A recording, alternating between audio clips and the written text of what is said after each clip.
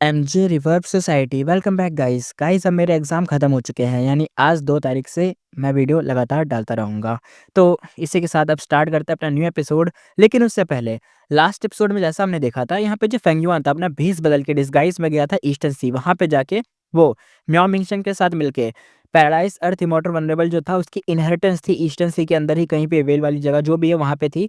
वहाँ पे इन लोगों को जाना था। यहाँ पे ये लोग पहुँच भी गए थे, एक टीम बना के गए थे और यहाँ पे क्या हुआ, रास्ते में इनके साथ बड़े खतरनाक-खतरनाक कांड हुए थे जो लास्ट एपिसोड में देखा होगा। और एंड में ये हुआ कि जो फिनिक्स नाम की कोई एक चिड़िया होगी खतरनाक वाली, चिड़िया तो ऑफ कोर्स नहीं कहते, वो खतरनाक रीइंकार्नेशन का सिंबल होता है फिनिक्स। तो वो जो फिनिक्स था उसने अटैक कर दिया था फेंग युआन के ऊपर और वहाँ पे दिखाया गया था कि जो फेंग युआन है डेड, खत्म, मार दिया फेंग युआन को। और ऑफ कोर्स हमें तो पता है वो मरा नहीं होगा।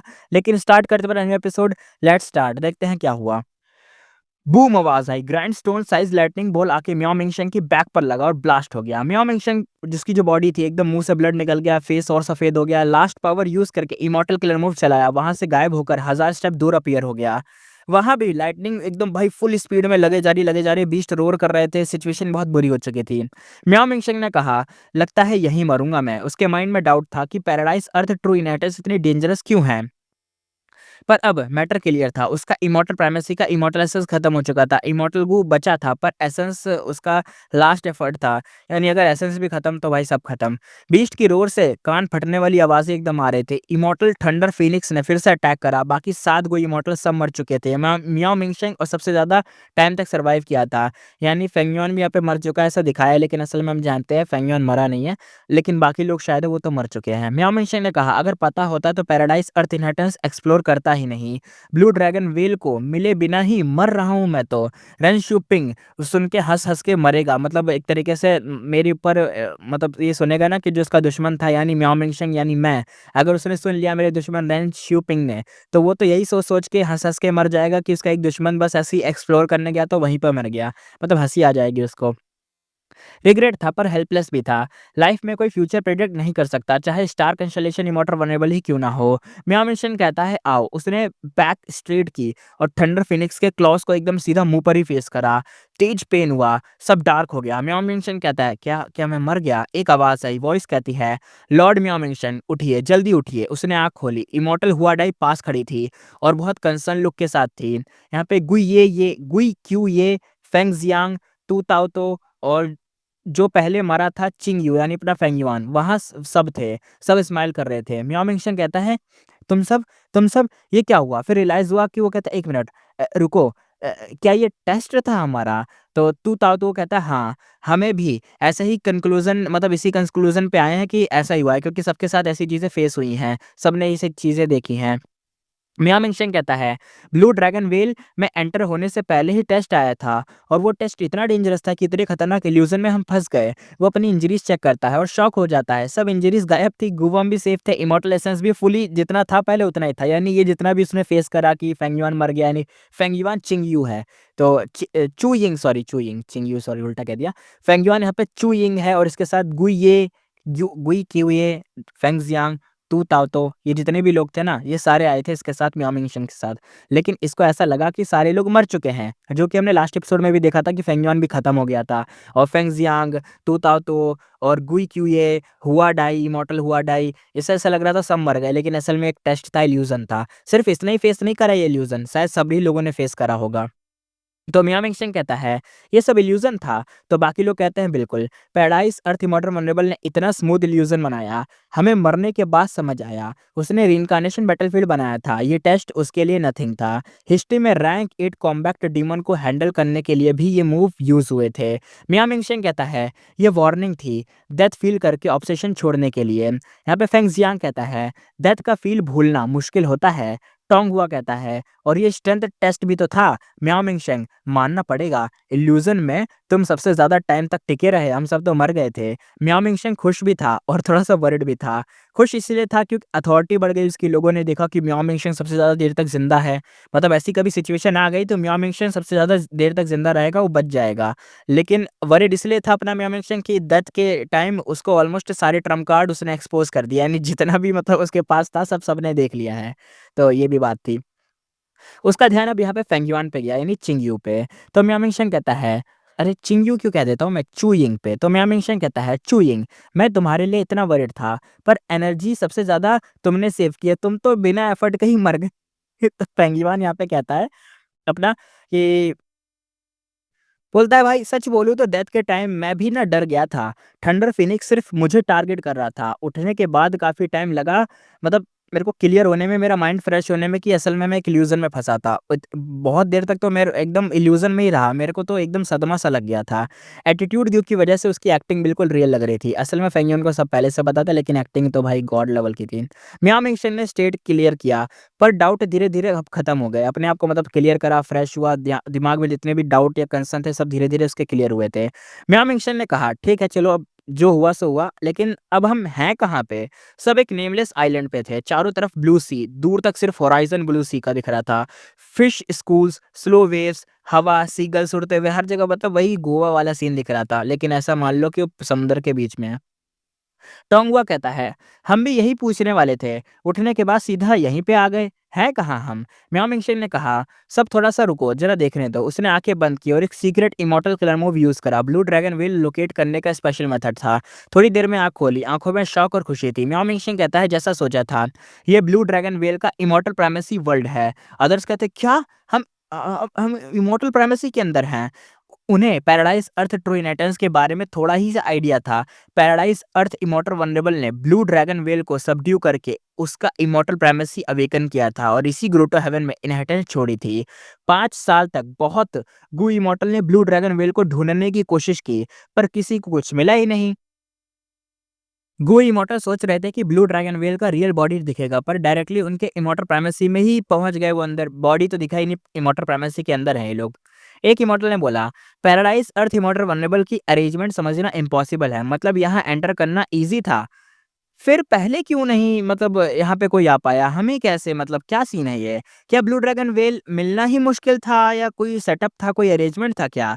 तो टोंगहुआ ने बोला, अब नेक्स्ट करे क्या? सबका मतलब फ़ोकस अब यामिंगशेन पे आ गया। वही तो यहाँ पे लाया था सबको। उसे सिचुएशन पसंद आई। सब साथ आए थे, ग्रुप यूनाइटेड था, लीडर वाली अथॉरिटी स्ट्रांग हो रही थी उसकी। मियाओ मिंगशन कहता है, सच बोलूँ तो मुझे भी फुल श्योर नहीं है, पर हम ग्रोटो हेवन में आ चुके हैं। फर्स्ट स्टेप क्लियर हो गया है। अब हमें पैराडाइज अर्थ ट्रू इनहेरिटेंस ढूंढना है। ये जगह अननोन है, पता नहीं यहाँ क्या रहता है या क्या होगा। सेफ रहने के लिए ग्रुप में ही मूव करना बेस्ट होगा। सबने एग्री करा। फेंगयुआन ने यहाँ पे कहा, मेरा सिंपल आइडिया है, हम पैराडाइज अर्थ की अरेंजमेंट से यहाँ आए हैं, तो ये स्मॉल आइलैंड नॉर्मल नहीं हो सकता। पहले आइलैंड को ही एक्सप्लोर करना चाहिए ना जहाँ पे हम हैं। म्याओ मिंगशन ने कहा, क्या किसी पे पहले मतलब मेरे जागने से पहले किसी ने एक्सप्लोर करा, थोड़ा बहुत भी इधर से उधर घूमा या उधर से यहाँ पे आया, कुछ करा किसी ने? कोई भी मूवमेंट? सबने हेड शेक कर दिया कि ना, ना, ना। फेंगयुआन ने कहा, मैं पहले यहाँ आया था और इल्यूज़न का पता चला था, पर डेंजर का डाउट था, इसलिए मैं यहाँ से मूव ही नहीं करा, मैं तो यहीं पे रहा, गार्ड अपना करता रहा और सब लोग आ गए फिर। म्याओ मिंगशन ने कहा, ठीक है, सब आइलैंड पे स्प्रेड हो जाओ और सर्च करो। आइलैंड छोटा था, थोड़ी देर में क्लूज़ मिल गए। एक इमॉर्टल ने बोला, जल्दी आओ, आइलैंड के सेंटर में रैंक 8 इमॉर्टल गो हाउस है। थोड़ी देर बाद 8 गो इमॉर्टल उसके सामने खड़े थे। गो हाउस गोल्डन ऑब एक तरीके से ऑबेलिस्क जैसा था। ऊपर ना इंस्क्रिप्शन लिखे हुए थे। तो फेंग जियांग कहता है, ये पैराडाइज अर्थ का ट्रू इनहेरिटेंस है क्या? इमॉर्टल हुआडाई कहती है, इनहेरिटेंस लेना इजी नहीं लग रहा, ये कुछ तो अजीब है ना यहाँ पे। इंस्क्रिप्शंस में लिखा था कि ये एक रैंक 8 इमॉर्टल को हाउस है, एक मेरिट बोर्ड है, पूरे ग्रोटो हेवन में काम करता है। आउटसाइड को इमॉर्टल को मिशंस कंप्लीट करके मेरिट्स कमाने होंगे। जितने ज़्यादा मेरिट्स होंगे उतनी बेटर चीज़ एक्सचेंज हो सकती है। कोई एक्सेप्ट नहीं करता तो सिर्फ इसी आइलैंड पे रहना पड़ेगा, बाहर नहीं जा सकते। यानी अगर ये जो इंस्क्रिप्शन लिखे हैं, ये एक तरीके का पूरा सिस्टम है, एक पूरा बोर्ड है। अगर तुम बात मानोगे तो तुम्हें मतलब रिवॉर्ड्स भी मिल जाएँगे और ऊपर से तुम बाहर भी जा सकते हो। लेकिन अगर तुमने कुछ नहीं करा तो भाई यहीं लटके रह जाओगे। टोंगहुआ ने कहा, इंस्क्रिप्शन के हिसाब से हम सिर्फ 300 डेज़ तक यहाँ रह सकते हैं, 300 दिन तक। ड्रैगन व्हेल ग्रोटो हेवन के टाइम के हिसाब से। तो यहाँ पे ज़ंग लुओज़ी कहता है, ये वही बंदा था ज़ेंग लुओज़ी, क्या बोलते हैं इसको, इन्फॉर्मेशन पाथ वाला बंदा है। इसने ही तो सारा एग्रीमेंट बनाया था ना, भूले तो नहीं हो ना? हाँ, ये वही बंदा है। तो ज़ेंग लुओज़ी कहता है, 300 डेज़ में कौन से मिशन हो सकते हैं जो मतलब हमें करने हैं, जो हमें चीज़ें मिल जाएँ। उसकी आँखों में शाइन थी, क्योंकि मिशन कंप्लीट करो और आराम से चीज़ें ले जाओ, कोई लड़ाई झगड़ा भी नहीं होगा। बढ़िया काम करके गया है ना अपने। तभी तो कह रहे थे पैराडाइज़ अर्थ इमॉर्टल वल्नरेबल, मतलब काइंड वल्नरेबल था, सब कुछ बढ़िया करके गया। उसे पता ही है ना कि लड़ाइयाँ नहीं होंगी ऐसे करूँगा तो। ओबेलिस्क पर सिर्फ 10 मिशंस थे, मतलब फ्यूचर में तरीके से कंपटीशन भी फिक्स हो सकता था। सब समझ गए एटमॉस्फेयर अब थोड़ा-सा हेवी हो गया। मियाओ मिंगशन कहता है सब शांत रहो यार, ये हमारा फर्स्ट टाइम है, सब कुछ इंस्क्रिप्शन जैसा ही हो, ये ज़रूरी थोड़ी ना है। पहले टेस्ट करते हैं कि क्या हम आइलैंड से बाहर जा सकते हैं और इस इमॉर्टल हाउस को स्टडी करो। अगर इसे मूव या कंट्रोल कर पाए तो अपना ही बना लेंगे ना सीधा। सब एक्साइटेड हो गए। रैंक 8 इमॉर्टल हाउस बहुत ही बड़ी लूट थी। मियाओ मिंगशन ने कहा आइलैंड पे कल्टीवेशन रिसोर्स भी बहुत ज़्यादा हैं। अब डिसाइड करना होगा कैसे डिवाइड करेंगे, किसमें क्या आएगा, किसके हिस्से में क्या जाएगा। इसमें सबका फ़ायदा था, कोई मना नहीं करेगा, सबने खुशी से इस चीज़ से एग्री कर लिया। और हाँ, एक चीज़ और, मुझे पहले लगा था ना ये जो पैराडाइज़ अर्थ इमॉर्टल वल्नरेबल है, इसने ना मतलब फँसा दिया इन लोगों को क्योंकि इसमें लिखा नहीं था कि अगर तुमने कुछ नहीं करा तो तुम फँस जाओगे, मतलब कुछ नहीं मिलेगा तुम्हें। तो मुझे लगा कि ये बाहर नहीं निकल पाएँगे, लेकिन ऐसा शायद हो सकता है कि 300 दिन बाद इन सबको बाहर फेंक दिया जाए। ये भी तो हो सकता है अगर ये कुछ नहीं कर पाए तो 300 दिन बाद ऐसे ही बाहर फेंक दिया जाएगा, मरेगा कोई नहीं। काइंड वल्नरेबल था तो ऑफ़ कोर्स ये तो एक्सपेक्टेड था ही। आगे देखते हैं। आइलैंड छोटा था, पर रिसोर्स कल्टीवेशन बहुत ज़्यादा थे। साइज़ और क्वांटिटी देख के क्लियर था कि सब इंटेंशनली अरेंज किया गया है। फेंगयुआन और बाकी गोई मॉडल ने आइलैंड स्कैन किया, रिसोर्स कलेक्ट किए और बाद में इवनली डिवाइड भी किया। चूइंग यानी फेंगयुआन ट्रांसफॉर्मेशन पाथ कोई इमॉर्टल था, उसे ट्रांसफॉर्मेशन पाथ के काफ़ी इमॉर्टल मटेरियल मिले। ट्रांसफॉर्मेशन पाथ सब पाथ को कवर करता है, इसलिए मटेरियल मिक्स थे। जैसे soul beast core soul path वाला मटेरियल था, पर अगर कोई सोल बीस्ट में ट्रांसफॉर्म हो सकता है तो ये ट्रांसफॉर्मेशन पाथ के काम का भी है।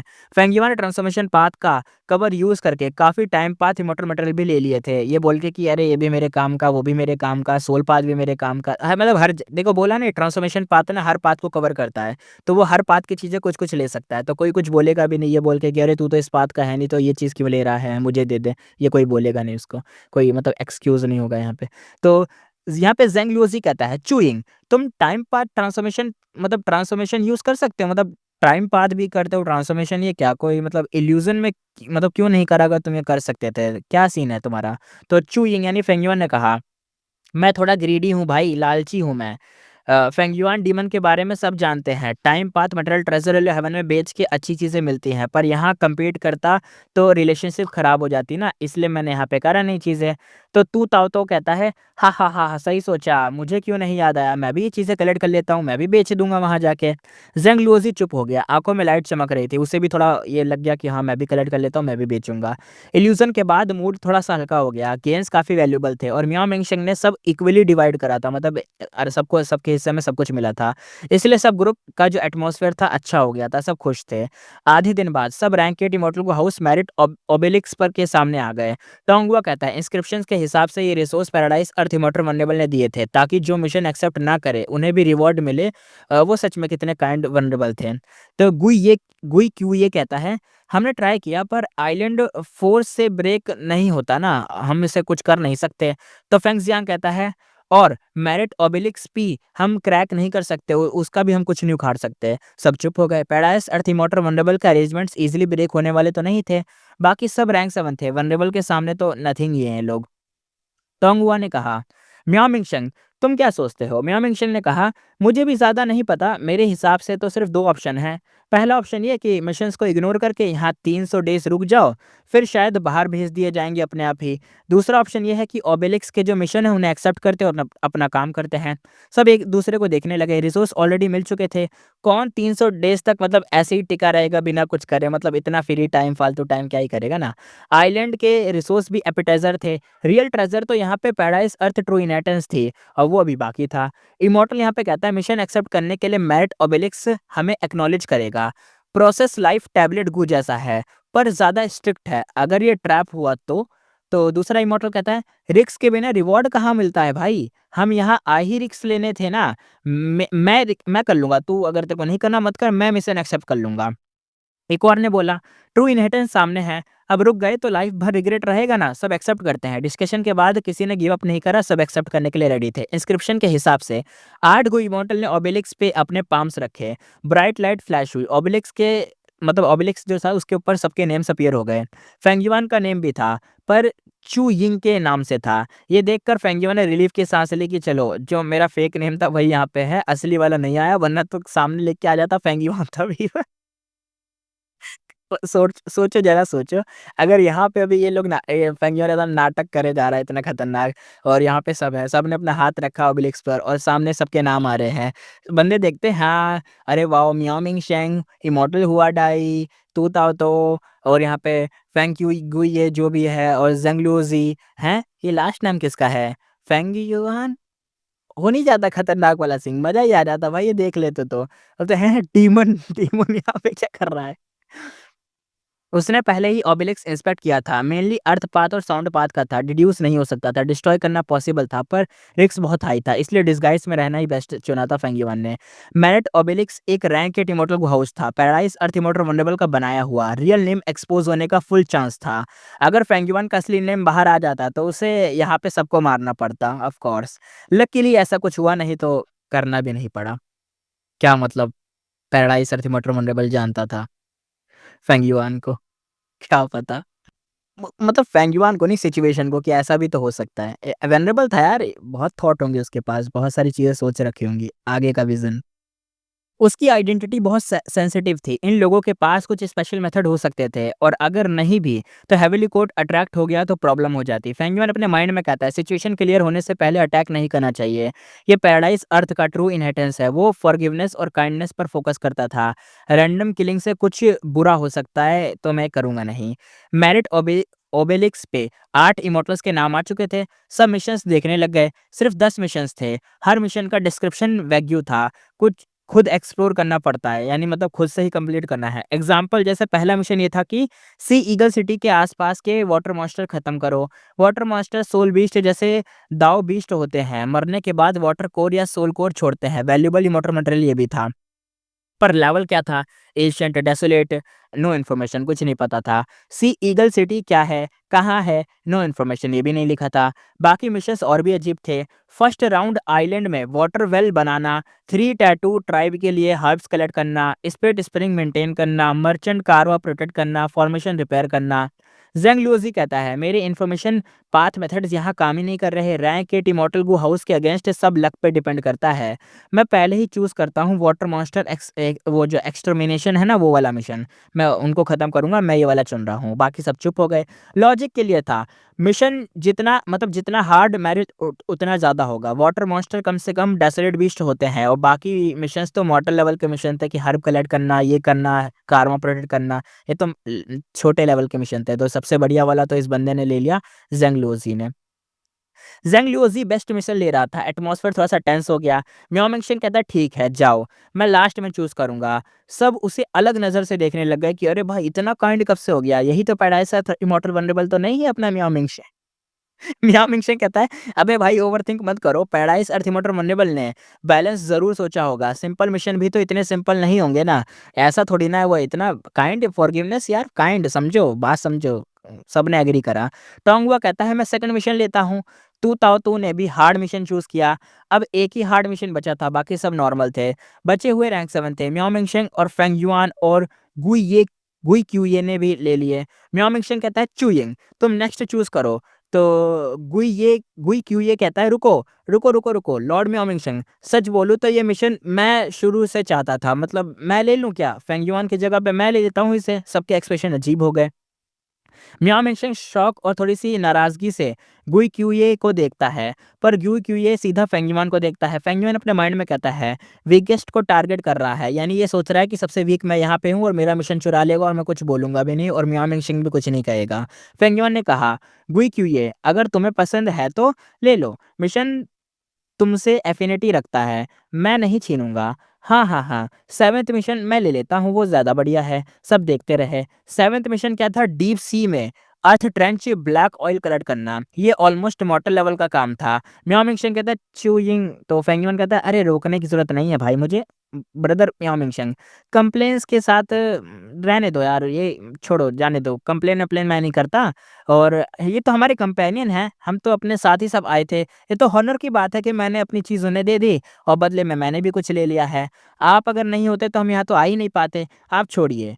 गुई क्यूए का ये जो एटीट्यूड था फेंगिवन के लिए सॉफ्ट हो गया। वो भी थोड़ा पहले फेंगिवन को सोच रहा था कि अरे मैंने उसका मिशन ले लिया, कहीं मैं इससे गरज ना रखे, बाद में लड़ाई-वड़ाई ना हो जाए। लेकिन जब उसने ऐसा देखा कि फेंगिवन भी बहुत सॉफ्टली बात कर रहा है, तो वो भी बहुत अच्छे से बोलने लग गया।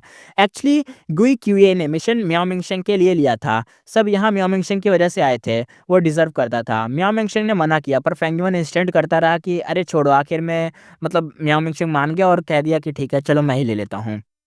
यानी गुई क्यूए ने अपने लिए नहीं, मियाओ मिंगशेंग के लिए लिया था। कोई नहीं यार, जो भी है सही है। सब मिशन चूज़ होते ही मैट ऑबिलिक्स लाइट पिलर निकला और एक-एक करके सब गुई इमॉर्टल टेलीपोर्ट हो गए। फेंगिवान का विज़न चेंज हुआ। ब्लिंक करते ही वो एक अननोन आइलैंड पे था। फेंगिवान अपने माइंड में कहता है, मैं रैंक 8 हूँ, फिर भी ऑबिलिक्स ने बिना एफर्ट के मुझे टेलीपोर्ट कर दिया। ये पूरे ग्रोटो हेवन का कोर लगता है, पैराडाइज़ अर्थ का। वाक़ई डीप चीज़ बनाई गई थी ये द्वारा। फे मिशंस को लेके ना उसका थॉट मियाओ मिंगशिंग जैसा ही था। उसने मिशन एक तरीके से मतलब कोर्टेसी में नहीं छोड़ा था, बल्कि उसने भी मियाओ मिंगशिंग को प्रोब कर रहा था, यानी उसकी तरह ही एकदम कर रहा था कि मैं भी ऐसे ही रखूँगा, मैं भी तेरी तरह ही करूँगा। देख रहा था मियाओ मिंगशिंग को उँगली करते हुए। बाद में सिर्फ़ गुई क्यूए और मियाओ मिंगशिंग बचे थे। मियाओ मिंगशिंग ने कहा, "तुम क्या लोगे?" तो गुई क्यूए ने बोला, "फ़ॉरगिव मी लॉर्ड।" तो मियाओ मिंगशिंग कहता है, "तुमने कुछ गलत नहीं किया, तुमने बस चुयिंग को अंडरएस्टिमेट किया है। इल्यूज़न में वो सबसे पहले वही मरा था। इसलिए तुम्हें लगा कि वो बहुत वीक है।" तो गुई क्यूए कहता है, तो लॉर्ड को क्या लगता है? क्या वो अपनी स्ट्रेंथ छुपा रहा है? मुझे लगा वो पहले मर गया इल्यूज़न में, सबसे पहले वही मरा, तो मुझे लगा वो सबसे वीक होगा। मियाओ मिंगशिंग कहता है, मैंने कुछ डिटेक्ट तो नहीं किया उसके अंदर। चांसेस तो कम है, पर अननोन जगह में हमें इंटरनल कॉन्फ्लिक्ट नहीं करना चाहिए। यूनिटी चाहिए ना, जैसे आए थे वैसे ही रहते हैं। तो गुई क्यूए कहता है, समझ गया लॉर्ड, ठीक है जैसा आप बोलें। अब शायद मियाओ मिंगशिंग हार्ड वाला मिशन ले लेगा और गुई क्यूए भी एक छोटा-मोटा मिशन ले लेगा और ये भी लोग चले जाएँगे। अपना फेंगिवान का देखते हैं, फेंगिवान क्या करेगा। फेंगयुआन के इन्वेस्टिगेट मेथड से पूरा आइलैंड उसके लिए एकदम ट्रांसपेरेंट था। सब कुछ भाई को दिख रहा है कि पूरे आइलैंड पर चल क्या रहा है। आइलैंड बिल्कुल ऑर्डिनरी था, रिसोर्स कम थे, एक स्मॉल फिशिंग विलेज था। कुछ लोग यहाँ पे रहते थे। विलेज में स्पिरिट स्प्रिंग भी था, गू मास्टर भी थे, पर पैलेस मतलब पैलेस कह रहा हूँ सॉरी, प्लेस इतनी पुअर थी ना कि मतलब रैंक 4 गू मास्टर मैक्स लिमिट थी उनकी। यानी वहाँ पे एक रैंक 4 है, वही उनकी लिमिट है, उससे ऊपर कोई रैंक नहीं है। फेंगयुआन का मिशन था कि डीप सी से अर्थ ट्रेंच ब्लैक ऑयल कलेक्ट करना। इन्वेस्टिगेशन के बाद उसने आइलैंड के एज के पास ब्लैक ऑयल के ट्रेसेस देख लिए कि यहाँ पे हो सकता है। बाकी कोई मोटर शायद सीधा सी में घुस गए होते हैं, पर फेंगिवान ने ये नहीं करा। फेंगिवान अपने माइंड में कहता है, मैट ओबेलिक्स देखते ही पैराडाइज अर्थ के इंटेंशन समझना जरूरी है। मतलब पैराडाइज अर्थ के इंटेंशन क्या थे, क्या चाहता था वो एक तरीके से कंसील होके फिशिंग विलेज में घुसा। विलेज में 5 से 6 गू मास्टर थे और हाईएस्ट कल्टीवेशन यहाँ पे रैंक 3 था। भाई साहब रैंक 3 था। गुइये क्लैन के अंडर आने वाले विलेजेस भी ऐसे ही कमज़ोर हुआ करते थे पहले, जब शुरू-शुरू में नॉवल स्टार्ट हुई थी, नॉवल या मानवा देखी होगी तो उसमें उसमें भी तो यही सब था मानहवा में। फेंगुआ सीधा विलेज के इकलौते रैंक 3 गो मास्टर के पास गया। व्हाइट हेयर, डीप रिंकल्स थे। लोग बोलते थे ये विलेज हेड है। फेंगुआ अपने माइंड में कहता है, ओल्ड है, अथॉरिटी है, इन्फॉर्मेशन ज़रूर होगी इसके पास। फेंगुआ ने डायरेक्ट जाके सोल सर्च कर ली। इमॉर्टल मेथड यूज़ हुआ। विलेज हेड के सारे सीक्रेट ओपन हो गए। इंस्टेंटली एक्यूरेट इन्फॉर्मेशन मिल गई। विलेज बिल्कुल नॉर्मल था। आइलैंड के आसपास भी ऐसे विलेजेस थे। फेंगुइन अपने माइंड में कहता है, यहाँ कोई ट्रैप नहीं लग रहा है। वो क्वाइटली विलेज छोड़ के यहाँ से चला गया। विलेज हेड को बस थोड़ी देर के लिए डिजीनेस फील हुई और फिर उसके लिए सब नॉर्मल हो गया। मॉर्टल गो मास्टर के लिए फेंगयुआन का सोल सर्च डिटेक्ट कर पाना ही इम्पॉसिबल था, यानी बस फेंगयुआन उसे देखते ही उसका सोल सर्च कर गया। तो क्या ही बोले भाई बहुत रैंक 3 और रैंक 8 में तो छोड़ो, फ़र्क बताने की ज़रूरत नहीं मुझे। फेंगुआन आइलैंड छोड़ के पास के आइलैंड की तरफ उड़ा। वहाँ भी सेम सीन रिपीट करा और आइलैंड दिखता था पर डिस्टेंस काफ़ी कम था। यानी ऐसा लगता था कि बहुत दूर है लेकिन ज़्यादा दूर नहीं होता था। सब मेथड ट्राई करने के बाद वो वापस आ गया। फेंगुआन अपने माइंड में कहता है, पैराडाइज़ अर्थ इमॉर्टल वल्नरेबल पहले साउंड पाथ कल्टीवेट करता था, बाद में अर्थ पाथ और फिर डिस्टेंस कंट्रोल करके उसका सिग्नेचर टेक्निक थी। यानी अर्थ पाथ, साउंड पाथ ये सब चीज़ें करके उसने ना एक सिग्नेचर कंट्रोल मूव बनाया था डिस्टेंस कंट्रोल करने के लिए। हिस्ट्री में कई बैटल थे जहाँ एनिमीज़ पास दिखते थे पर उनका अटैक कभी रीच ही नहीं करता था। यानी बंदे ऐसा दिखेगा, मान लो पैराडाइज़ अर्थ इमॉर्टल वल्नरेबल तुम्हारे सामने खड़ा है, तुमने उसकी तरफ कोई चीज़ फेंक के मारी, तो असल में तुम्हें ऐसा लगेगा कि पैराडाइज़ पास ही खड़ा है, लेकिन जब तुम उसे फेंक के मारोगे, तो वो जो चीज़ है, वो उसे कभी लगेगी ही नहीं क्योंकि वो बहुत दूर होगा। फ्रेंगियन अपने माइंड में कहता है, उसकी सबसे स्कैरी एबिलिटी थी पैराडाइज़ बनाना। पैराडाइज क्या है, इसी वजह से उसका टाइटल पैराडाइज अर्थ इमॉर्टल वल्नरेबल पड़ा। 5 रीजन और 2 हेवन में उसने कई पैराडाइज छोड़े थे। पैराडाइज का सबसे स्पेशल पॉइंट नो क्लैमिटीज और नो ट्रिबुलेशन होता है। फेंगुइन अपने माइंड में कहता है ये dragon will grow to heaven भी एक पैराडाइज है। विलेज हेड के सोल से मेरी इन्फॉर्मेशन ने इस बात को कंफर्म किया था। अगर कैलेमिटीज होती तो विलेज रिकॉर्ड में कुछ ना कुछ तो होता कि कुछ ना कुछ भूकाल भौचाल कुछ तो आया होगा, लेकिन वहाँ पे कुछ नहीं आया। मीन्स ये पूरा एक जो ग्रोटा है वेनिस के ऊपर कुछ भी नहीं आता। क्या मतलब? ये उसी की तरह है क्या? जैसे कहा जाता है कि जो 9 हेवन्स हैं उनका अगर कोई फ्रेगमेंट अगर तू अपने ब्लेस लैंड या ग्रोटा हेवन में जोड़ दो तो तुम्हारे ऊपर कभी कैलेमिटीज़ नहीं आएँगी। ये होता है। लेकिन क्या पैराडाइज़ अर्थ इमॉर्टल वल्नरेबल के पास ऐसी टेक्निक थी जिससे वो ऐसा पैराडाइज़ बना दे या ग्रोटा हेवन को पैराडाइज़ बना दे जिससे कैलेमिटीज़ तब भी नहीं आएँगे? देख रहे हो? 2-2 चीज़ें। आगे देखते हैं। आइलैंड छोड़ के वो सी के अंदर गया। जैसे-जैसे वो डेप्थ में गया, वाटर प्रेशर भी बढ़ता गया। ये प्रेशर गू मास्टर के लिए प्रॉब्लम होता, पर रैंक 8 फेंगयुआन के लिए तो नथिंग था। गू मास्टर के लिए सी डीप होता है, पर गू इमॉर्टल के लिए आइलैंड के पास का एरिया एक तरीके से मतलब ऐसा होता है कि मतलब ज़्यादा भी डीप नहीं, थोड़ा-सा ही है बस। ज़्यादा नहीं, आराम से थोड़ा-सा ही है बिल्कुल। थोड़ी देर में उसे एक बड़ी डार्क एरिया सा कुछ दिखा। ऐसा लग रहा था जैसे एंडलेस जायंट सीवीड हो अंदर कुछ भरा हुआ। ये अंडर वाटर अर्थ ट्रेंच था। आइलैंड के उसके एज पर बना हुआ था। विलेज हेड की इन्फॉर्मेशन के हिसाब से आसपास के आइलैंड भी इसी ट्रेंच से कनेक्टेड थे। अर्थ ट्रेंच ब्लैक ऑयल प्रोड्यूस करता था, चाहे नॉर्मल हो या डीप सी अर्थ ट्रेंच हो, दोनों यही करते। ब्लैक ऑयल एक फूड पाथ इमॉर्टल मटेरियल है, क्वालिटी बहुत हाई है, फाउंडेशन बहुत ज़्यादा है और एक तरीके से निकालना इसको बहुत ईज़ी होता है। फाउंडेशन कह दिया, प्रोडक्शन बहुत ज़्यादा होता है। मतलब इसका ना यूज़ एक तरीके से पता नहीं किसी चीज़ में होता होगा फूड पाथ के मटेरियल के अंदर। इसकी क्वालिटी बहुत अच्छी होती है, प्रोडक्शन बहुत ज़्यादा होता है और निकालना भी ईज़ी। यानी एक ऐसा लौता मटेरियल है जिसको आराम से निकाल भी लोगे और बहुत ज़्यादा भी निकल जाएगा, कोई दिक्कत भी नहीं होगी जितना ज़्यादा निकाल लो। ऊपर से अच्छा खासा क्वालिटी इसकी बढ़िया रहती है। फूड पाथ की खासियत होती है लो कॉस्ट, हाई आउटपुट और इकोनॉमिकली सुपर फ्रेंडली होता है, यानी बहुत आराम से तुम इसे अफ़ोर्ड कर सकते हो। कुछ ही दिन बाद लहरें आती जाती रहती हैं, रॉक से टकरा के बड़े स्प्लैश बना रही होती हैं। रफ वर्ड्स में बोलें तो अननेम्ड आइलैंड बहुत पुअर था और पानी एकदम डेंजरस था। आइलैंड छोटा था पर यहाँ अर्थ ट्रेंच ब्लैक ऑयल था। ब्लैक ऑयल की वजह से बाकी कल्टीवेशन पाथ के रिसोर्स सप्रेस हो गए थे और कुछ ही ग्रो नहीं कर पाता था यहाँ पे। मतलब कुछ ही चीज़ें, छोटी-मोटी चीज़ें जो आइलैंड के ऊपर हो वो ग्रो हो पाएँगी, अदरवाइज़ कुछ ग्रो नहीं को होता था। कॉन्सेप्ट ये था कि ह्यूमन पाथ लॉस कम करो, प्रॉफिट बढ़ाओ और स्ट्रॉन्ग बनते जाओ। ये ह्यूमन पाथ का एक मतलब रूल चलता था। और हेवन पाथ क्या था? एक्सेस छीन लो, मतलब चीज़ों को छीन लो, कमी भर देता था और बैलेंस मेंटेन करता था। इसी ब्लैक ऑयल जैसे इमॉर्टल मटेरियल की वजह से आइलैंड पे ऑलमोस्ट कई और रिसोर्स जो थे वो उग ही नहीं पाते थे, बन ही नहीं पाते थे, कुछ नहीं बन पाता था। छोटे-मोटे रिसोर्स होते थे, अदरवाइज़ कुछ ज़्यादा नहीं होता था यहाँ पे। फिशिंग विलेज का साइज़ सदियों से सेम था। यानी ये जो विलेज है इसका नाम है फिशिंग विलेज। इसका साइज़ एकदम सदियों से सेम था, कुछ ज़्यादा बड़ा नहीं। डेवलपमेंट बड़ा स्लो था, सिर्फ़ गिनती के गू मास्टर निकल पाते थे। अभी फिशिंग विलेज के सेंटर में विलेज हेड के घर के अंदर फेंगयुआन एक रैंक 2 गू मास्टर से फाइट कर रहा था। बूम बूम आवाज़ आई। कुछ क्लैशेस के बाद पानी छिड़क गया। मिडल एज रैंक 2 गू मास्टर पूरा भीग गया, वीक होके गिर पड़ा। चू यिंग यानी फेंगयुआन एक ही जगह खड़ा रहा, हाथ पीछे करके हल्की सी स्माइल के साथ। पूरे फाइट में उसने एक स्टेप भी मूव नहीं करा था और एक जगह खड़े-खड़े ही हरा दिया था। रैंक 2 गो मास्टर कहता है, मास्टर चू, आपके मेथड्स तो अनबिलीवेबल हैं। मैं बहुत इम्प्रेस हो गया। गाइडेंस के लिए बहुत-बहुत थैंक यू। वो सच में शॉक्ड हो गया था फेंगयुआन की स्ट्रेंथ देख के। कुछ कुछ दिन पहले फेंगयुआन रैंक 4 गो मास्टर बन के ओपनली विलेज में आया था और गो मास्टर से मिलना-जुलना शुरू करा था। यानी उसने आपको ऐसा दिखाया कि वो रैंक 4 है। उसके आते ही कम्मोशन मच गया कि अरे भाई रैंक 4 आ गया विलेज के अंदर, रैंक 4। विलेज में नॉर्मली आउटसाइडर नहीं आते थे और अकेला विजिटर तो बिल्कुल ही रेयर होता था। फेंगयुआ ने अपनी आइडेंटिटी बताई कि वो एक ट्रैवलिंग गू मास्टर है। ट्रैवलिंग गू मास्टर पावरफुल होते हैं, ये कॉमन सेंस ही होता है। बाहर के वर्ल्ड डेंजरस होते हैं, जो ट्रैवल करता है उसके पास स्ट्रेंथ होती ही है। फाइट, फूड, मूवमेंट, गू फीडिंग सब मैनेज करना पड़ता है। इसलिए जब फेंगयुआन आया विलेज के गू मास्टर अलर्ट हो गए। उसका रैंक 4 हो रहा उनके लिए एक तरीके से प्रेशर जैसा था। पहली मीटिंग में फेंगयुआन ने बोला कि उसके गूवर्म को फूड चाहिए और गू मटेरियल मांगे। विलेज हेड ने जो मतलब एक तरीके से रैंक 3 गू मास्टर था।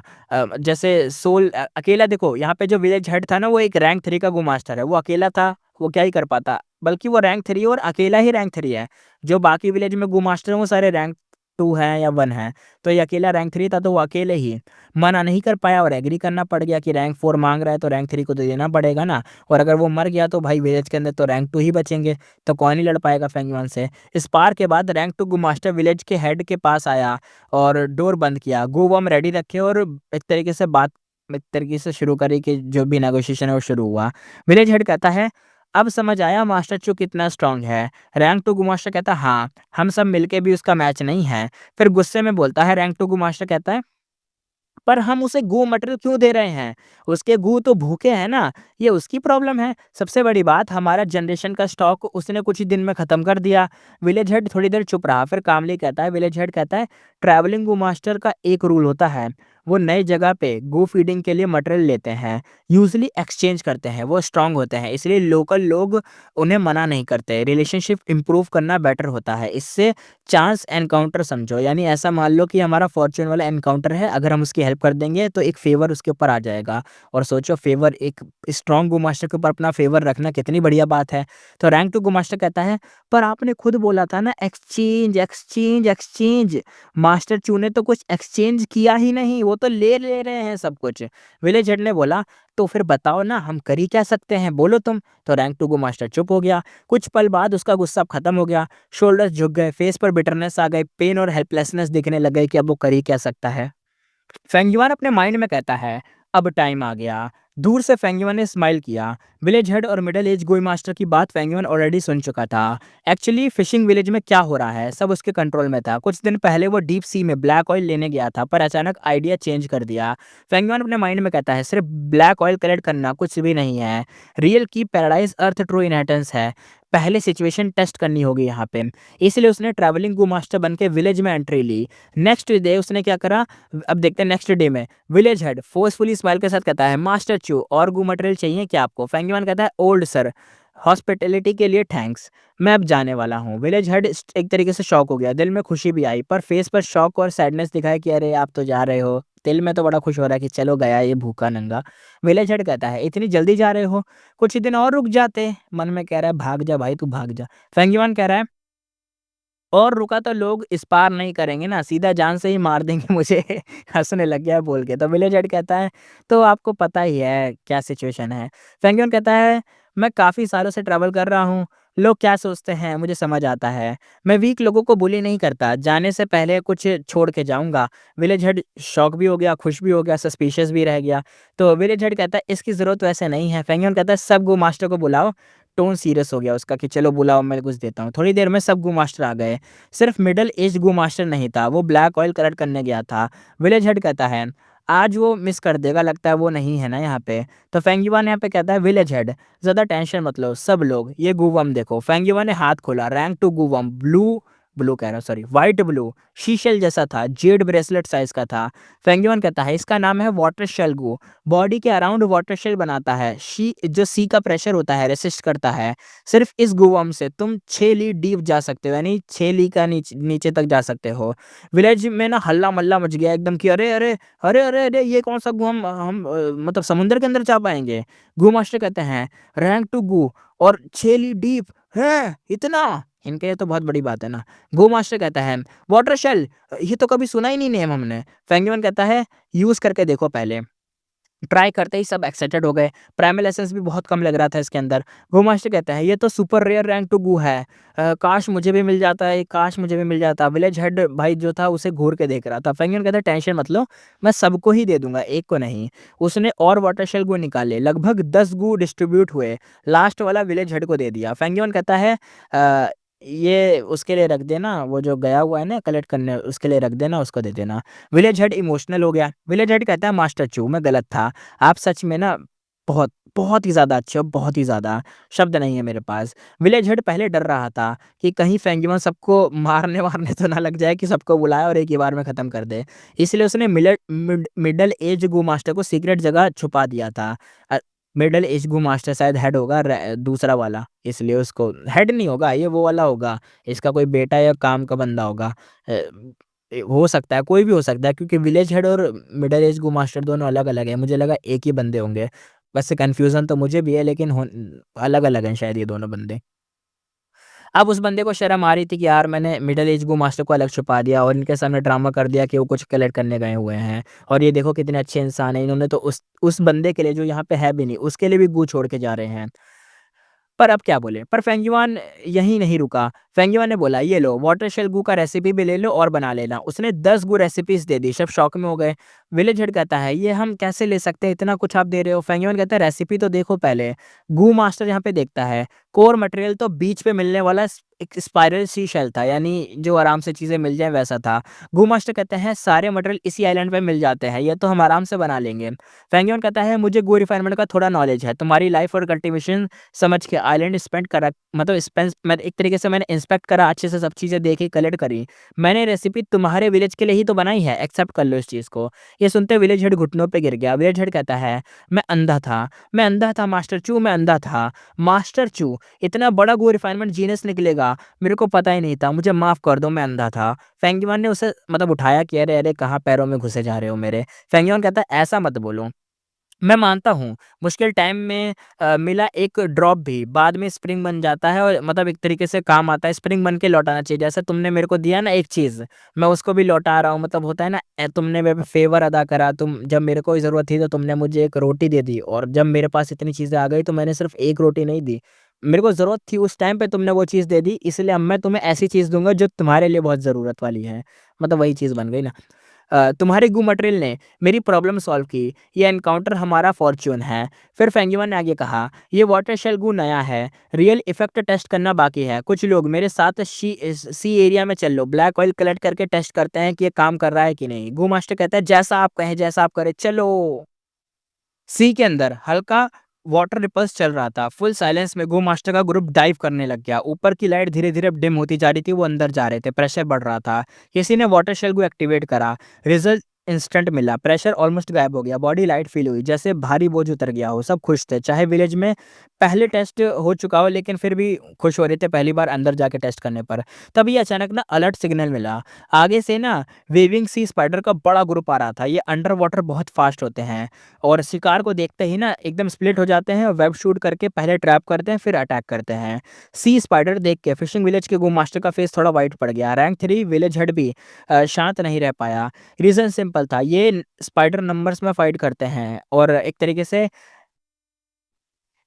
क्या होता है ना, जब भी कोई एनिमी या कुछ आता है ना सामने, स्ट्रॉन्ग एनिमी को भी घिरा लेते हैं और एकदम जैसे हाइना होते हैं ना, अपने रियल लाइफ में हाइना सुने होंगे, डिस्कवरी चैनल पे जो हाइना आते थे, लकड़बग्घे कुछ कहते हैं उनको। जैसे वो शिकार करते हैं ना, ऐसे ये भी शिकार करते हैं। लॉन्ग फाइट में रैंक 3 गू मास्टर भी हार जाते हैं इनसे। डीप सी ऊपर से शांत था, पर नीचे से फुल डेंजर ज़ोन था। फेंगयुआन वॉइस ट्रांसमिशन के थ्रू कहता है, टेंशन मत लो। उसने हाथ हिलाया, नेक्स्ट सेकंड ही सब शॉक में आ गए। एक ह्यूज भवंडर बना और सीधा सी स्पाइडर पे क्रैश हुआ। बिल्कुल अंडर वाटर टॉर्नेडो जैसा था और टॉर्नेडो जैसे ही लगा, सारे स्पाइडर उसी में घुस गए टॉर्नेडो के अंदर। फेंगयुआन कहता है, जल्दी मूव करो, मैं ज़्यादा देर तक सस्टेन नहीं कर सकता, यानी रोक नहीं पाऊंगा। गू मास्टर ने डिले नहीं करा और डीप डाइव ले ली, अंदर ही और घुस गए।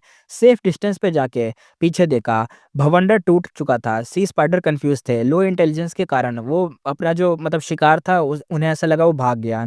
असल में तो वो उनसे आगे निकल गए थे, लेकिन इंटेलिजेंस ही लो है तो क्या करेंगे। सब फाइनली रिलैक्स हो गए। अब उनकी नज़र में मास्टर चू नेक्स्ट लेवल एक्सपर्ट था, जो पहले फेंगयुआन से लड़ चुका था। उन्हें अब एक मतलब तरीके से ना उसे भी ऐसा लग रहा था, मैल पहले तो फेंगयुआन की मैंने असली पावर देखी नहीं, अब मैं देख रहा हूँ फेंगयुआन कितना पावरफुल है।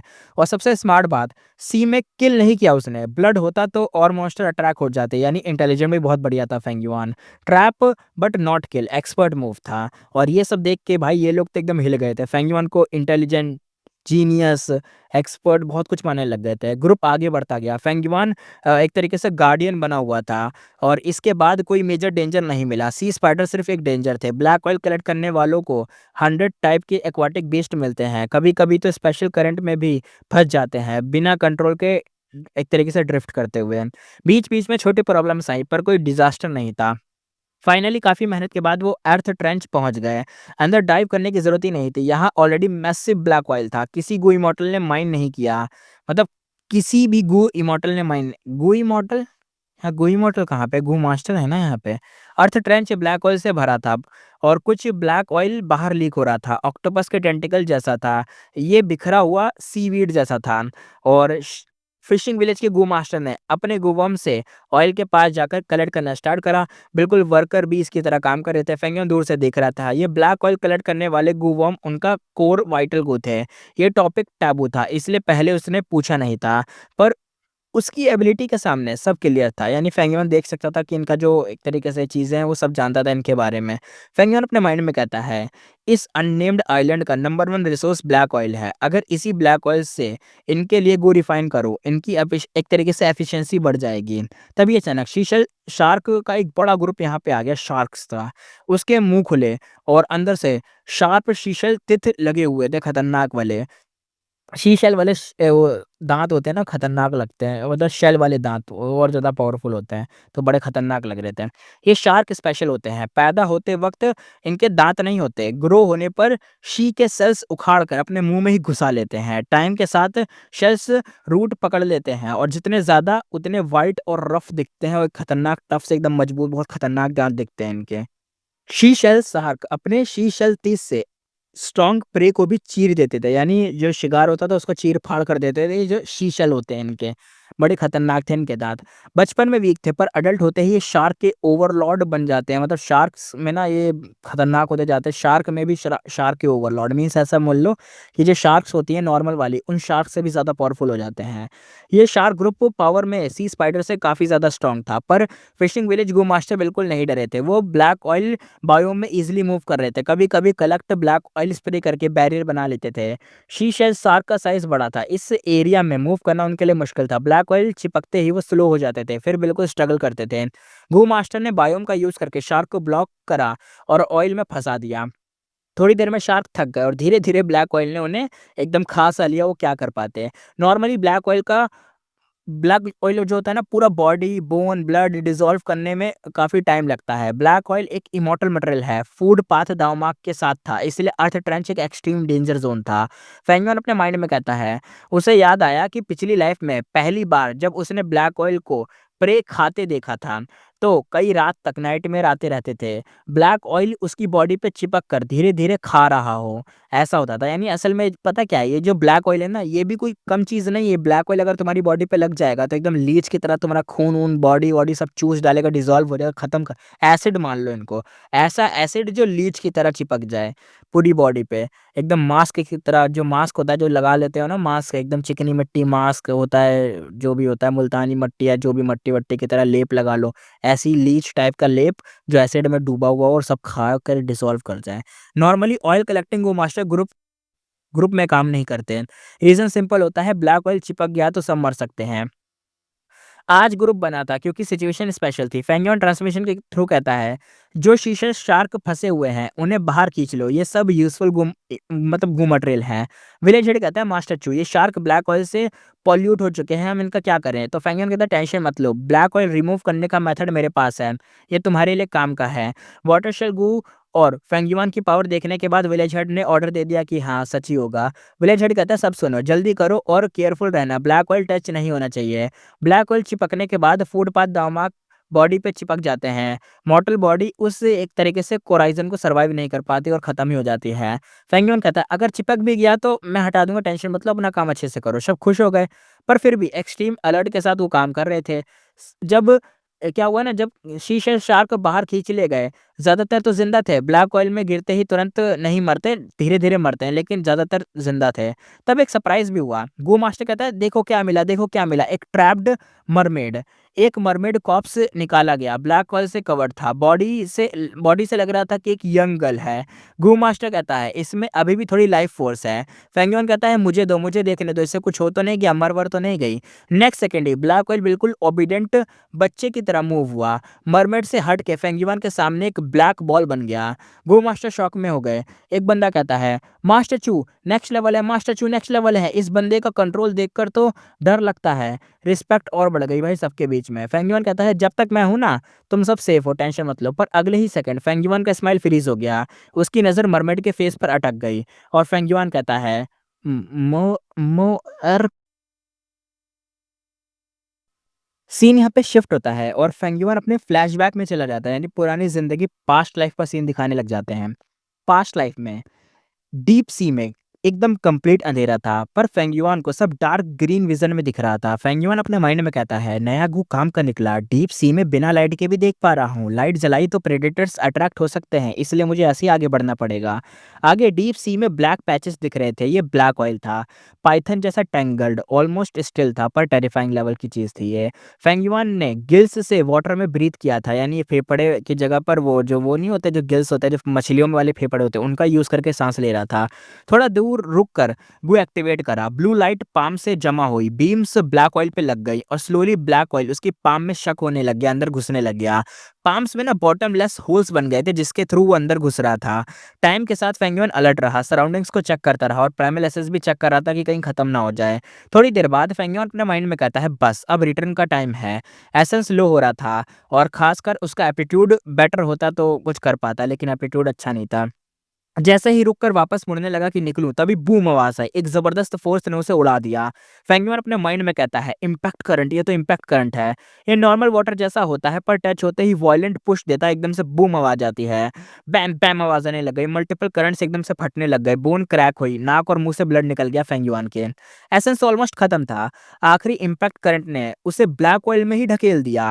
फेंगुइन अपने माइंड में कहता है, नहीं ब्लैक ऑयल, क्या यही मेरा एंड है? ब्लैक होल उसकी पूरी बॉडी पर चिपक गया और एकदम स्प्रेड होने लगा, जैसे वो ब्लैक होल उसे पूरा डिवोवर कर जाएगा। एसेंस भी ज़ीरो था, सिर्फ गिल्स बचे हुए थे जहाँ पे ब्लैक ऑयल नहीं था, जिसकी वजह से सांस तो ले पा रहा था। फेंगुइन अपने माइंड में कहता है, बस लास्ट मोमेंट है, ब्लैक होल से बचने का सोल्यूशन ढूंढना था, पर अब ज़रूरत नहीं है। हा हा हा हा, लगता है यही मेरा एंड है। फेंगुइन अपने माइंड में ये सब कह रहा था। उसके फेस पर बेटा स्माइल थी। फेंगुइन ने अपने माइंड में आगे कहा, मरना ही है तो ठीक है। इतने साल भटक लिया, बहुत थक गया हूँ। कौन डेथ से बच सकता है? आँखें उसने बंद करी, टाइम स्किप हुआ। उसे ना आवाज़ सुनाई दी। अब आवाज़ आती है मरमेड की। मरमेड वॉइस कहती है, सेंटेंस, आपने इस ह्यूमन गू मास्टर को क्यों बचाया? ह्यूमंस ने हमेशा हमें बुली किया है। ये ऑयल स्टीलिंग गू मास्टर है। ये हमारे एरिया में मतलब हमारे मरमन के एरिया में, यानी जहाँ मरमेड रहती है उस एरिया में आ गया था। इसे इसे मरने दो ना, आप इसे क्यों बचा रही हो? तब एक सॉफ्ट और काम वॉइस एकदम गूंजी। तो ये सेंटेंस जो थी वो सेंटेंस की वॉइस थी। तो सेंटेंस कहती है, जब सामना हो ही गया तो छोड़ कैसे दें? वो ह्यूमन है, पर एक लिविंग बीइंग भी तो है। ह्यूमन हमें बुली करते हैं, पर ये अकेला गू मास्टर इनोसेंट है। तो सेंटेंस ने आगे कहा, कितना ब्लैक ऑयल चुरा लेगा एक आदमी? इतना रिस्क ले रहा है, मतलब जिंदगी ने ऑलरेडी इसे काफी परेशान किया होगा ना। मदद करने में कंजूसी क्यों दिखाएं? तो ये जो उसकी सहायक थी मरमेड वॉइस, दूसरी वाली उसकी सहायक, वो कहती है, सेंटेंस अब बहुत ज्यादा ही काइंड हो, बहुत ही ज्यादा काइंड। ये कोई इंपॉर्टेंट बंदा थोड़ी ना है। इसी बीच फेंगयुआन ने मुश्किल से अपनी आंखें खोली। फेंगयुआन का विजन अब ब्लर था। उसने 3 वैग्यू फिगर्स देखे, व्हाइट, ब्लू और red. Human upper body, fish tail, और समझ गया कि ये 3 ना मरमैन उसके सामने हैं। मरमैन कौन है? Variant humans, naturally under water breathe करते हैं, वाटर पाथ में एक्सपर्ट होते हैं, मेल या फीमेल, सब ब्यूटीफुल दिखते हैं। फेंगयुआन एकदम वीक वॉइस में कहता है, थैंक यू, इस काइंडनेस का बदला जरूर चुकाऊंगा। तुम्हारा नाम? तो मरमैन कहता है, बदला नहीं चाहिए। अगर सेंटेंस ना होती ना, हम तुम जैसे डर्टी इंसान को ना बचाते भी नहीं। कौन ही बचाए तुम्हें? और मरमन ने आगे कहा, हमारे नाम जानने की जरूरत नहीं है तुम्हें। सेंटेंस का नाम है शी हानमो, याद रखना हमेशा। सेंटेंस शी हानमो कहती है, बस तुम दोनों, बस यार बस। एक मिनट, तुम वीक हो, पर अपनी तुम्हारी जो इंजरीज है ना, मैंने वो तो हील कर दी हैं। तुम अभी वीक स्टेट में हो, थोड़ा देखो अपनी इंजरीज पे ध्यान रखो। ब्लैक ऑयल कोराइजन एक बार में ठीक नहीं होता, इसलिए मैंने एक गोवम छोड़ दिया है, उसे खुद को हील करने ना उसका यूज करके। सेंटेस ने अपने अटेंडेंट्स के साथ यहाँ से चली गई। फेंगयुआन बोलना चाहता था, पर स्ट्रेंथ खत्म थी, तो फिर से अंधेरा छा गया, भाई बेहोश हो गया। ये सब फेंगयुआन की पास्ट लाइफ की मेमोरी थी। हो गया खत्म भाई सीन। अब वापस आते हैं back to the reality. Reality में देखते हैं, वो फिशिंग विलेज के गू मास्टर के साथ आइलैंड पर वापस आ चुका था। रूम में शाम की लाइट आ रही थी, बाहर सीगल्स उड़ रहे थे। जिस मरमेड गर्ल को बचाया था वो अभी भी अनकॉन्शियस थी, पर फेस पर कलर आ चुका था। फेंगयुआन ने उसे देखता रहा। ये शिहानमो जैसी नहीं है, फेस डिफरेंट था और नेचर भी थोड़ा-सा सिमिलर लग रहा था, लेकिन लग रहा था हो सकता है कि अलग है। सबसे बड़ा डिफ़रेंस यहाँ पे जो उसे लग रहा था कि ये शी-हानवू नहीं हो सकती, वो ये था कि स्केल्स। मरमेन के स्केल्स होते हैं जो उसकी निचली बॉडी होती है ना, यानी जो पेट से नीचे हिस्सा होता है उस सब पे स्केल्स होते हैं। मरमेन में ब्लू, रेड कॉमन होते हैं, व्हाइट और ब्लैक रेयर होते हैं। व्हाइट स्केल्स सेंट या सेंटेस के होते हैं। ब्लैक स्केल कर्स्ड या बर्थ पे ही मतलब एक तरीके से मार देते हैं। मतलब ऐसा होता है कि अगर ब्लैक स्केल वाला मरमेन पैदा हो गया फीमेल मेल जो भी है, तो बर्थ पे ही खत्म कर देंगे। शी-हानवू यहाँ पे व्हाइट स्केल सेंटेंस थी। ये लड़की ब्लू स्केल और ये जो मिली वाली लड़की यानी जो अभी उससे मिली है, ये ब्लू स्केल वाली थी यानी कॉमन वाली थी। तब ओल्ड विलेज हेड और मिडल एज गो मास्टर आए। दोनों फेंग युआन को फुल रिस्पेक्ट के साथ देख रहे थे। उसकी स्ट्रेंथ और वाटर शी शेल्गू के फ़ायदे की वजह से अब मतलब फेंग युआन की इज़्ज़त ऊपर थी।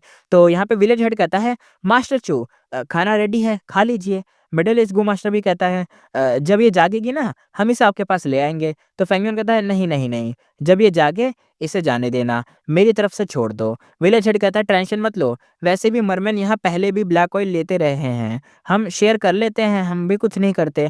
फेंग युआन ने हाँ में हाँ मिलाया।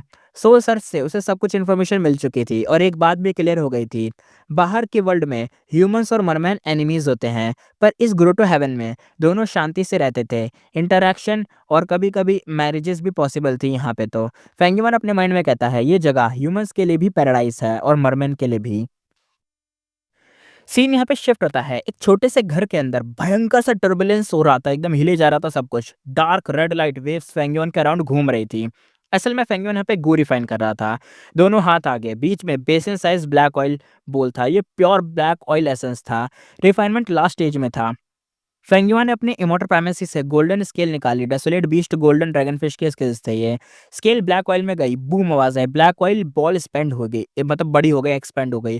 अंदर गोल्डन लाइट कंडेंस होने लग गई। ब्लैक ऑयल बॉल हवा में घूमने लगी और बदबू निकलने लग गई। इम्प्योरिटीज थी ये। तुरंत ही इमोर्टल फॉर्मेशन एक्टिवेट हुआ। ब्लू लिड जैसा बैरियर बना, वरना ये food path immortal stretch immortals को मार देता।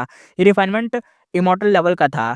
ब्लैक यहाँ पे जो मटेरियल था ना, वो ब्लैक ऑयल और गोल्डन ड्रैगन स्केल वो वाले थे और डिडक्शन के लिए फेंग युआन का मतलब एक तरीके से दिमाग तो चल ही रहा था, परफेक्ट कंपैटिबिलिटी मिल रही थी, चीज़ें काम कर रही थी, बढ़िया हो रहा था सीन बस।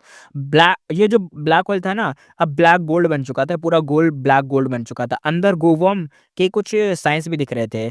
असल में ना ये गू बना रहा था जिसका नाम था गैदर ऑयल गू। और स्पेशली फिशिंग विलेज गो मास्टर के लिए फेंग युआन यहाँ पे गो बना रहा था। ऐसे भी फेंग युआन ने खुद बनाई थी। शैडो से प्लस लांग्या की इनहेरिटेंस तो है ही, तो बना ही सकता है। और रीज़न यहाँ पे क्यों मतलब बना रहा था, रीज़न इसलिए सिंपल था क्योंकि यहाँ पे जो मेरिट ओबेलिस्क मिशन है ना, उस मिशन को लेके बना रहा है कि क्या पता ज़्यादा चीज़ें करूँ तो अच्छी खासी मेरिट मिल जाए, चीज़ें मिल जाएँ। फेंग युआन अपने माइंड में कहता है, मेरिट सिर्फ काम नहीं, इंटेंशन भी तो है। पैराडाइज़ अर्थ कुछ अचीव करना चाहता है। फेंग युआन गुड या बैड में फ़र्क नहीं करता, सिर्फ बेनिफिट वर्सेस लॉस में ही फ़र्क करता है। और अब पैराडाइज़ अर्थ इनहेरिटेंस के लिए गुड डीड्स भी एक्सेप्ट एक तरीके से एक्सेप्टेबल था, यानी वो गुड डीड्स भी करने को रेडी है। असल में फेंग युआन डीमन या लोग उस टाइटल मिला है ना कि डीमन है या राइटियस है, लेकिन असल में ये लोगों का टाइटल है। फेंग युआन क्या है? फेंग युआन तो देखो बेनिफिट्स के ऊपर चलता है, बेनिफिट और लॉस के ऊपर चलता है। अगर बेनिफिट मिल रहा है डीमन बनने में तो डीमन बन जाएगा, अगर बेनिफिट मिल रहा है राइटियस होने में तो राइटियस बन जाएगा, कोई फ़र्क नहीं पड़ता। फेंग युआन के लिए बेनिफिट्स मैटर करते हैं, राइटियस और डीमननेस या डीमन नेचर फ़र्क नहीं करता उसके लिए। वो तो ट्रू पर्सन है। इसी टाइम शी लिन ने आँखें खोली। शी लिन नहीं, इसका नाम शियालिन होगा। तो शियालिन ने आँखें खोली। शियालिन कहती है, मैं ज़िंदा हूँ? मिडल ईस्ट गू मास्टर कहता है, लकी हो, थोड़ा लेट मिलते तो ब्लैक ऑयल में ही डिसॉल्व हो जाती। शियालिन कहती है, मेरा नाम शियालिन है, क्या आपने मुझे बचाया था? मिडल ईस्ट गू मास्टर कहता है, नहीं, मास्टर चू ने तुम्हारी लाइफ और इंजरीज सब उन्होंने हील करी है, तुम्हें ही बचाया है। शियालिन ने अपनी बॉडी चेक करी और फुली हील्ड थी। शियालिन कहते, इम्पॉसिबल, ब्लैक ऑयल कोराइजन से कोई नहीं बचता, मेरे ट्राइब का बेस्ट हीलर भी नहीं मतलब कुछ कर सकता, मैं कैसे बच गई? तो मिडल एज गो मास्टर कहता है एकदम प्राउड टोन में, क्योंकि ये मास्टर चू का काम है जो हमारे विलेज में है। शियालिन एकदम कहती है, उन्होंने मेरी जान बचाई, चाहे जो प्राइस हो, मुझे उनका एहसान चुकाना है, मुझे उनके पास ले चलो। मिडल एज गो मास्टर कहता है, ठीक है, मेरे साथ आओ। शियालिन ने गू यूज किया, वेव बनाई और उसके पीछे पीछे चल पड़ी। वेव कैसे बनाई? अबे ये लोगों के पैर थोड़ी ना होते हैं, तो ये तैरते हुए तो जाएंगे, तो पानी में एकदम फ्लोट करते हुए तैरते हुए कुछ बना के जाएंगे। अब देखते हैं आगे का सीन। ये दोनों लोग जो आ रहे थे फेंग युआन के पास, आगे स्टेट के अंदर से दोनों आए। और ये जो गार्डन को क्रॉस करके फेंगयुआन के घर के ठीक सामने पहुँच गए। तभी क्या हुआ, बूम आवाज़ आई घर के ही सामने। अचानक छोटे घर से ना ब्लैक गोल्डन लाइट स्काई में फूट पड़ी। गू मास्टर ने बोला, "ये क्या है? ये क्या हो रहा है?" पूरे एरिया में दिखा। विलेज के गू मास्टर एकदम दौड़ के यहाँ पे आ गए। विलेज हेड कहता है, "डिनर के बाद मास्टर चू ने बोला था गू रिफाइन करेंगे। किसी को मतलब किसी ने डिस्टर्ब तो नहीं कर दिया ना? मना करा था डिस्टर्ब करने के लिए। लगता है किसी ने डिस्टर्ब नहीं करा और रिफाइनमेंट सक्सेसफुल हो गई है, तभी तो लाइट निकली है।"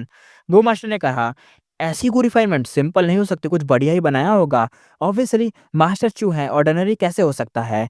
यहाँ पे शियालिन चुपचाप सुनती रही। उसके माइंड में एक इमेज बनी, व्हाइट हेयर, काम नेचर, पावरफुल और काइंड, सुप्रीम गू मास्टर लेवल का दिखता होगा ये इंसान जो उस घर के अंदर चीज़ें रिफाइन कर रहा होगा। इसने इमेज बना ली थी अपने अंदर ही कि ऐसा दिखता होगा वो। लाइट धीरे-धीरे चली गई, फ्रेग्रेंस फैली, घर की रूफ में बड़ा होल बन गया, डोर यहाँ पे खुला, फेंगयुआन बाहर निकला, सारे गू मास्टर झुक गए, सब कहते हैं मास्टर चू आ गए हैं। शियालिन ने फेंगयुआन को देखा, वो कहती इतना यंग, वो तुरंत ही घुटनों पे आ गई। शियालिन कहती है, मास्टर चू आपने मेरी जान बचाई, चाहे मेरी हड्डियां ही टूट जाएं, मैं ये एहसान चुकाऊंगी। फेंगयुआन यहाँ पे कहता है जरूरत नहीं, बस एक सिंपल काम था, उसने बस एक नज़र डाली, ये शिहानमो नहीं थी, जो चली गई वो चली गई। मतलब जो चली गई वो चली गई, मतलब चली गई क्या शिहानमू? पता नहीं क्या हुआ है और उसके साथ, छोड़ो। 2 दिन बाद फेंगयुआन वापस से मैरिट ओबेलिस्क के पास आया। फेंगयुआन कहता है, "हाँ, न्यू मिशन, मेरा मिशन कंप्लीट हो गया।" 10 मिशन अभी भी 10 ही थे, पर कंटेंट चेंज हो चुका था, रैंकिंग्स भी बदल गई थी। फेंगयुआन कहता है, "हैं, मैं 3rd नंबर पे हूँ।" उसके मन में खुशी आई, उसकी सोच कन्फर्म हो चुकी थी। मेरिट लोगों की मदद और गुड डीड्स पे डिपेंड करता है। यानी ऐसा नहीं, देखो फेंगयुआन का मिशन असल में क्या था? ब्लैक ऑयल कलेक्ट करना। लेकिन फेंगयुआन ने क्या करा? चाहता तो जाके डायरेक्ट ब्लैक ऑयल कलेक्ट कर सकता था, लेकिन ये जो इसने तो ये मतलब काम मचाया है। देखो, मिशन मिला है, सिंपल तो होगा नहीं, ऑफ कोर्स लंबा खींचेंगे ये लोग, तो वही हुआ। सिंपल तो बिल्कुल नहीं था, फेंगयुआन ने वही करा, अच्छे से करा इस मिशन को, बिल्कुल अच्छे से, जैसे पैराडाइज अर्थ इमॉर्टल वंडरबल चाहता था, जैसे मतलब उसका शायद यही कहना होगा, जो फेंगयुआन समझ चुका था, उसने वही काम करा। मतलब मुद्दे-मुद्दे का काम नहीं, एक्स्ट्रा काम भी करा, अलग से करा ताकि उसके बेनिफिट्स भी मिल जाएँ उसको। आगे देखते हैं।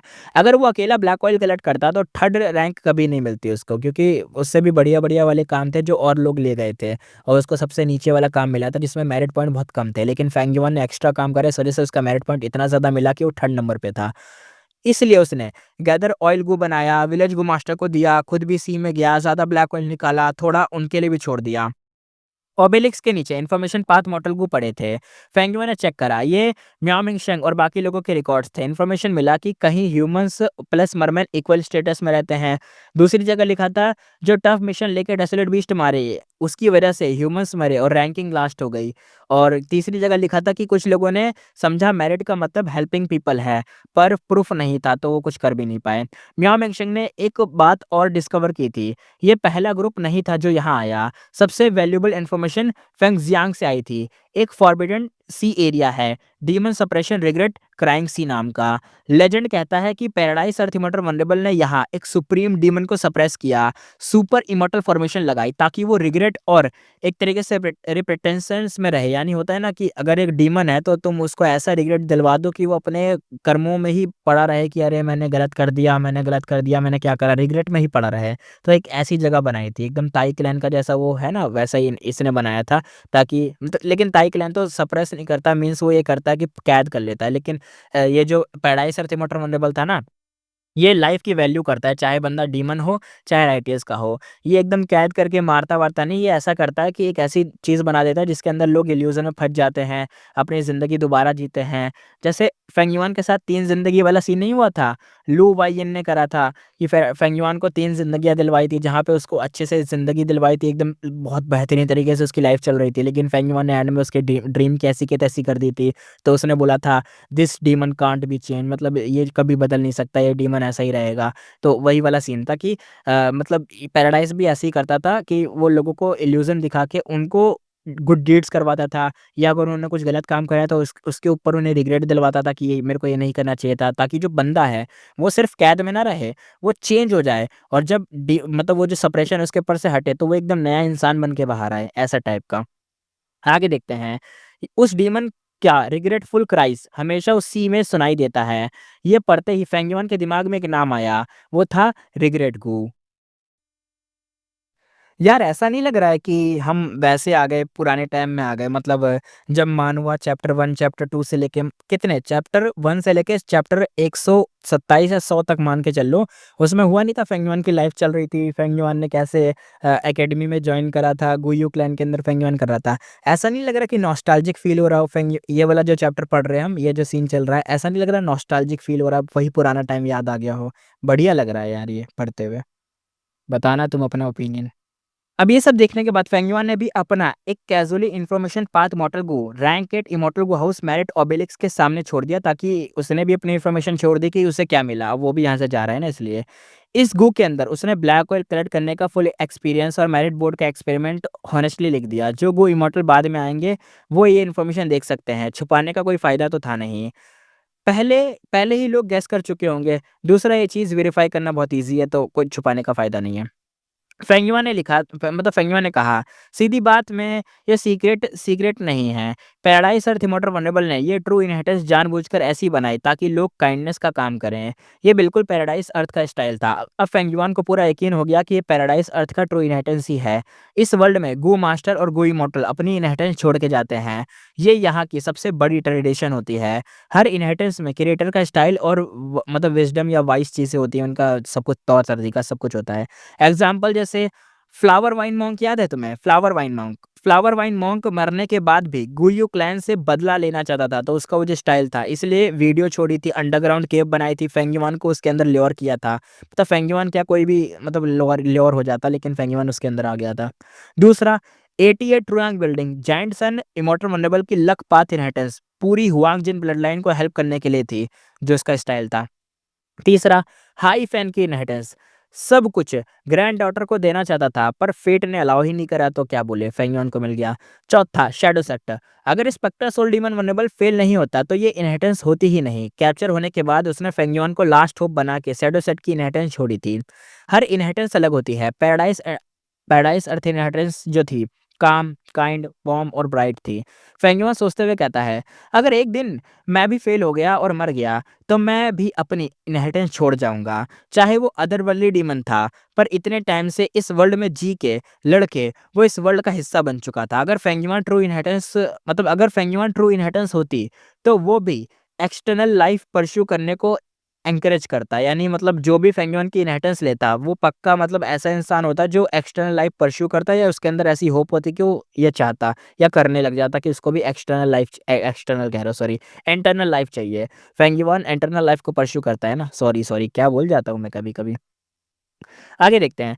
टाइम फास्ट निकला, 70 से 80 दिन बीत गए। इसी बीच फेंगयुआन ने काफी मिशंस किए। उसका नाम मेरिट रैंकिंग में सबसे ऊपर तो नहीं, लेकिन धीरे धीरे ऊपर चढ़ने लग गया। शुश शुश आवाज आई, सी ब्रीज चेहरे पर लगी। फेंगयुआन सी मार्केट में आ चुका था। उसने एक मिशन लिया था, एक ग्रीडी मर्चेंट को पनिश करना है। सी मार्केट ईस्टर्न सी में कॉमन थे, small, medium, large, super, temporary पर परमानेंट भी होते थे। ये परमानेंट सी मार्केट था, यानी हमेशा यहाँ पे लगा रहता था। ये मतलब वो होता है जैसे किसी के यहाँ अगर होता होगा, बाजार नहीं होता, तुम्हारे यहाँ पे बाजार लगती होगी, जैसे अलग अलग टाइप की बाजारें होती हैं। जो कुछ बाजारें होती हैं जो किसी डे पे लगती हैं, यानी किसी दिन पर, और कुछ बाजारें होती हैं जो मतलब परमानेंट होती है, जैसे शॉप्स। तो ये वो वाला परमानेंट वाली थी। मतलब जो सारे साल ओपन नहीं, पर ज़्यादा टाइम ओपन ही रहता था। सी मार्केट का कोर एक आइलैंड था। हर कुछ साल पे उस टाइम पर ना वो आइलैंड डूब जाता था, तब मार्केट क्लोज होती थी, और जब आइलैंड ऊपर आता था तो मार्केट ओपन। आइलैंड के बाहर बोट शेप गू हाउसेस थे, और उनके डक्स जुड़ के आउटर मार्केट बनाते थे। और डक डेक के ऊपर खड़े फेंगयुआन के इर्द गिर्द भीड़ थी। यहाँ ह्यूमन गू मास्टर भी थे और मरमन, दोनों लोग रहते थे। लगभग आधी पॉपुलेशन मरमन की थी। 5 रीजन में ये रेयर थे। नॉर्मली ह्यूमंस डोमिनेट करते हैं, बाकी वेरिएंट ह्यूमंस सप्रेस होते हैं। यहाँ पे आवाजें आ रही थी, कुछ आवाजें थी, आओ आओ टॉप क्वालिटी क्रिस्टल कोरल ले जाओ। दूसरा कोई कह रहा होता चिल्ला के, सिर्फ 3 रिवर बोर्ड गो हाउसेस बचे हैं, ले जाओ जिसे लेना है।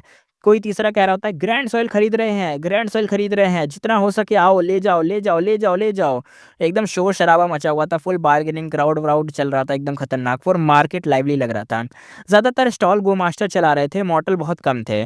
फेंगयुआन गो हाउसेस के बीच में चलता हुआ सेंटर आइलैंड की तरफ बढ़ गया। फेंगयुआन ने पहले इन्वेस्टिगेट कर लिया था कि मिशन था कि एक ग्रीडी मर्चेंट को पनिश करना है, वो इसी आइलैंड पर था। पर ये मिशन सेकेंडरी था। फेंगयुआन का रियल गोल था इंटेल गैदर करना, इंफॉर्मेशन गैदर करना कि क्या सीन चल रहा है। ये sea market demon suppression regret crying sea के सबसे क्लोज था। यहाँ गो मास्टर और फोर्सेस काफ़ी ज़्यादा थे, इसलिए रिग्रेट गो के बारे में इन्फॉर्मेशन मिलने का चांस हाई था। फेंगयुआन काफ़ी टाइम से यहाँ था, पर एक बार भी उस सी के अंदर एंटर नहीं कर पाया। इस पैराडाइज के अंदर गो इमॉर्टल की मूवमेंट लिमिटेड थी। हर मिशन में सिर्फ आइलैंड के अंदर ही घूम सकते थे। डिस्टेंस फिक्स होता था। मेरिट ऑबिलिक्स पर वापस जाने के लिए सिर्फ माइंड में रिटर्न 3 बार बोलना होता था और बंदा रिटर्न कर जाता था। यहीं से फेंगयुआन को पैराडाइज अर्थ इमॉर्टल वल्नरेबल की पावर का एक आइडिया मिला। रैंक 8 होने के बाद भी वो इस सेटअप को क्रैक नहीं कर पा रहा था और उसके अंदर ही था और इसका ही पालन या जो भी है फॉलो करना पड़ रहा था। कम्युनिकेशन भी रेस्ट्रिक्टेड थी। ट्रेजर रिले हेवन से कनेक्ट नहीं हो सकते, बाहर के वर्ल्ड से कनेक्ट ही नहीं हो सकते, आपस में बातचीत तक नहीं कर सकते। सिर्फ एक तरीका था, मेरिट ऑबिलिक्स के पास इंफॉर्मेशन पाथ मॉडल को छोड़ दो, जब बंदा वहाँ पे आएगा तो खुद पढ़ के देख लेगा। फेंगयुआन रुक गया और वो कहता है यही प्लेस है।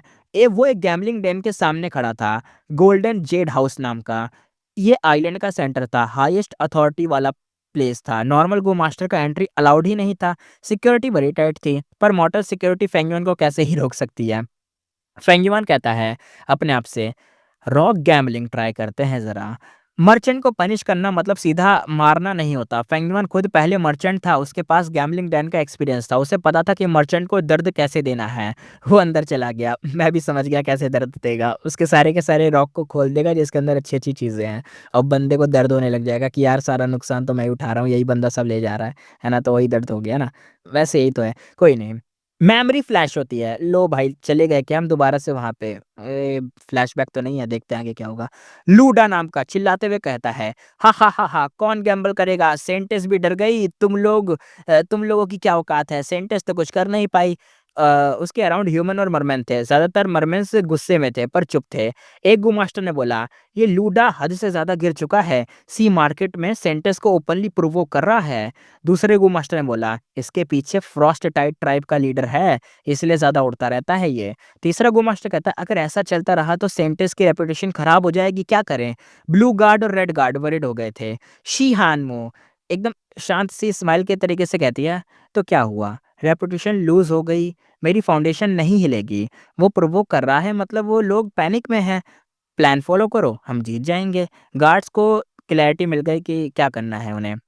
गार्ड कहता है, सेंटेस सही कह रही हैं, लूडा बस एक क्लाउन है। दूसरा गार्ड कहता है, पर सेंटेस का इंसल्ट देखकर बुरा लगता है ना? क्या कोई मरमैन लूडा के सामने खड़ा नहीं हो सकता? शी हानमो कहती है, लूडा रैंक 4 एक्सपर्ट है, 10 साल की रेपुटेशन है, इसलिए कोई रिस्क नहीं ले रहा। तब एक आवाज़ गूंजी। फेंगयुआन कहता है, मैं गैम्बल करूंगा। ओके, तो ये फ्लैशबैक नहीं था, प्रेजेंट टाइम चल रहा है।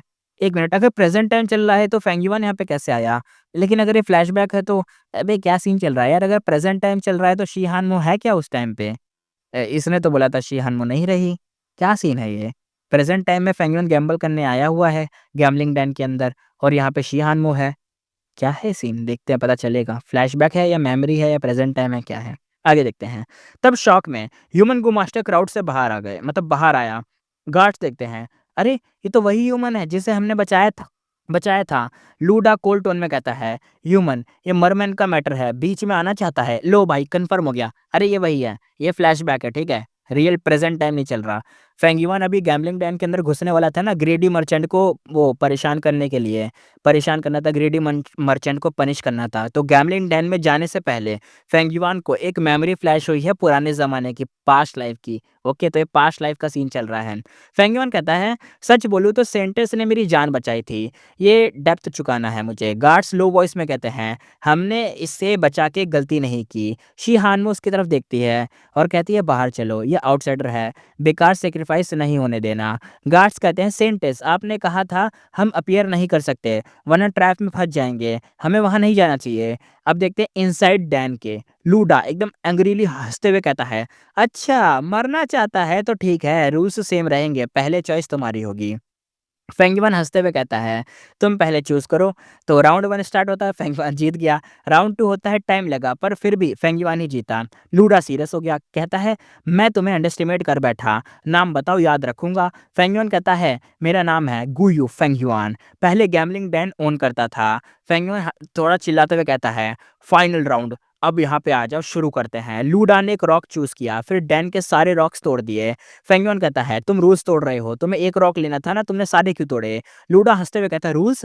अटैक अलाउड नहीं है, रॉक्स पे रूल नहीं होते। मुझे पता है, मेरी रॉक में गू है, तुम एम्प्टी हो। चाहे गू वीक हो या स्ट्रॉन्ग, तुम हारोगे। रैंक 3 होके मेरे 10 साल का सी मार्केट में घुस गए, सुसाइड कर लो, मुझे हाथ गंदे नहीं करने, ठीक है?" फेंगयुआन एकदम फिस्ट को टाइट करता है, फाइट के लिए वो भी रेडी था। तब शी हानवो एकदम कोल्ड वॉइस में कहती है, "रुक जाओ!" तो लोग साइड हो गए और शी हानवो खुद डैन के अंदर घुस गई, आ गई। समझे क्या सीन चल रहा है? पास्ट का सीन चल रहा है। सीन ऐसा हुआ होगा, फेंगयुआन ना डैन के अंदर जा रहा होगा पास्ट लाइफ के अंदर। ये जो डैन था, जहाँ पे गैम्बलिंग होती है, इस डैन के अंदर जा रहा होगा। और क्या होगा, डैन के अंदर लूडा नाम का बंदा होगा और ये ना डैन के अंदर ही अंदर से चिल्ला रहा होगा कि सेंटेंस भी मेरे से हार जाती है, बाकी सब लोग भी हार जाते हैं। आ जाओ, जिसे जो करना है आ जाओ, कौन है किसमें इतनी दम है, आ सकता है, मरमैन हो या ह्यूमन, जो मर्जी आओ। ऐसे चिल्ला रहा होगा टेंट के अंदर। आवाज़ बाहर भी जा रही होगी। तो अब बाहर लोग भी सुन रहे होंगे और बाहर ये शी हानमो और उसके गार्ड्स भी थे। उन्होंने भी सुना होगा तो वो लोग आपस में बात करने लग गए कि अरे ये देखो ये क्या-क्या कर रहा है, ये बेइज्जती कर रहा है। तो शी हानमो ने बोला, "अरे छोड़ो, जाने दो, हमें अपना प्लान फ़ेल नहीं करना, हमें एकदम छुप के रहना है, शैडोज़ में रहना है।" लेकिन फेंगयुआन यहाँ पे आया और फेंगयुआन अंदर चला गया। अब फेंगयुआन अंदर गया तो ऑफ कोर्स क्यों गया होगा? फेंगयुआन ने नाम सुन लिया होगा ना, शी हानमो, सेंटेंस नहीं कुछ कर पाई, तो कौन ही कर पाएगा? कोई मरमेड भी आ जाओ, ह्यूमन भी आ जाओ, भिड़ लूँगा। तो फेंगयुआन ने शायद शी हानमो का नाम सुन के अंदर गया होगा, कर्ज चुकाने के लिए हो सकता है। तो गार्ड्स ने देख लिया होगा, अरे ये तो वही ह्यूमन है, अच्छा करा हमने इसे बचा लिया। तो शी हानमो सोचने लग गई कि अरे वो डीमन लूडा नाम का बंदा है जो डीमन है एकदम, कहीं फेंगयुआन को मार ना दे, मैंने इस बंदे को बचाया था, मर मारा जाएगा। ये पुराना टाइम चल रहा है, फ्लैशबैक का सीन चल रहा है। एक फ्लैशबैक हमने और देख चुके हैं, जब फेंगयुआन को ब्लैक ऑयल में फँसा दिया था, मतलब फँस गया था वो, फिर शिहानमो ने उसे बचाया था। ये उसके बाद का सीन है। धीरे-धीरे करके इसमें सारे सीन कनेक्ट हो रहे हैं। पहला सीन हम देख चुके हैं, दूसरा सीन जस्ट हमने अभी खत्म करा है।